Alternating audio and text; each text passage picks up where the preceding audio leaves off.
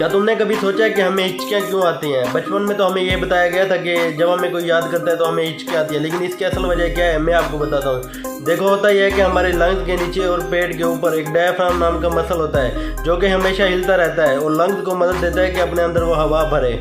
लेकिन जब हम कुछ ऐसा खाना खा लें या ज़्यादा ठूस लें, इसकी वजह से हमारा पेट फूल जाता है और डायफ्राम अच्छी तरीके से वर्क नहीं कर पाता, जिसकी वजह से हमारे लंग्स भी अच्छी तरह सांस अपने अंदर नहीं भर पाते। जो हमारे अंदर सांस वाली मसल होती है जिससे सांस अंदर बाहर होता है, वो भी अच्छी तरह से खुल नहीं पाती, जिसकी वजह से हमें हिचकियाँ लगती हैं। तो ये वजह है हिचकियाँ लगने की। तुम्हें कोई याद नहीं करता?